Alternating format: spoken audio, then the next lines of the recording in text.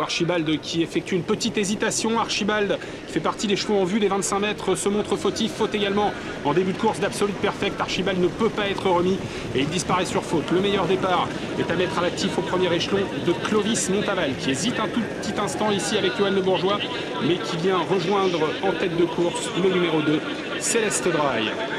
Premier tournant de cette épreuve longue de 2850 mètres avec Clovis Montaval qui s'installe en tête. Le numéro 2, Céleste Dry, est en deuxième position. Ben de Torvik est bien parti. On va essayer de situer Colt des Essarts. Il est pour l'instant en sixième position. Il a pris un départ magnifique. Disqualification en début de course du 5 Absolute Perfect et du 9 Archibald. Ça va très bien pour Colt des Essarts qui est dans le sillage de l'outsider Choumi Deladou, le numéro 3. Début de la ligne d'en face, avec Johan Le Bourgeois qui zoncheron Vatou, avec Clovis Montaval. Dans son sillage, à une longueur, il y a Céleste Dry, le numéro 2.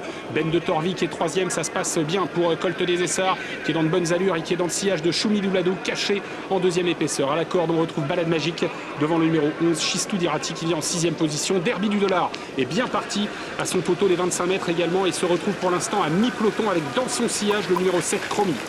Baladin Hongrois et Blues Delandier sont encore à l'arrière.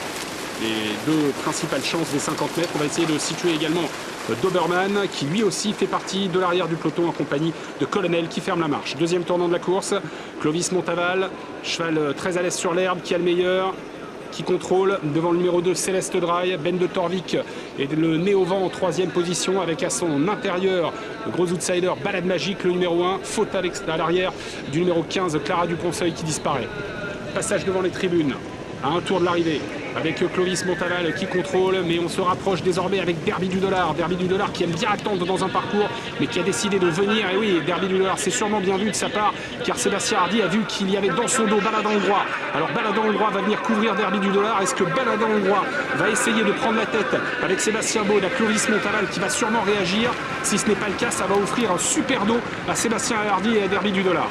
Et comme on pouvait s'y attendre, Johan Le Bourgeois reste en tête pour aborder bientôt le dernier kilomètre de l'épreuve avec le numéro 4 Clovis Montaval. Dans son sillage, le numéro 2 Céleste Dry. Baladin Hongrois est troisième et offre donc un dos à cet instant à Derby du Dollar, instant choisi par François Lagadec pour faire mouvement avec le favori de l'épreuve, le numéro 12 Colt des Essarts qui déploie de magnifiques battues pour passer les chevaux qui étaient devant lui en revue, mais il va maintenant se porter à hauteur de Baladin Hongrois qui ne le contre pas vraiment. À la corde, il y a toujours évidemment l'animateur Clovis Montaval qui voit venir à son extérieur désormais le favori Colt des Essarts. François Lagadec qui va peut-être laisser souffler Colt des Essarts pour aborder le dernier tournant. Il ne va même pas en avoir besoin car que le numéro 4, l'animateur Clovis Montaval, est au galop et laisse donc seul en tête Colt des Essarts. Faute également de Céleste Dry, le numéro 2 qui n'a peut-être pas eu toutes ses aises. Deuxième place pour l'instant pour Baladin Hongrois. Derby du Dollar doit éviter un Clovis Montaval au galop. Entrée de la ligne droite dans quelques instants avec Colt des Essarts qui a pris 3 longueurs d'avance à Baladin Hongrois qui va essayer de revenir grâce à sa tenue. Derby du Dollar va pouvoir tenter de bien finir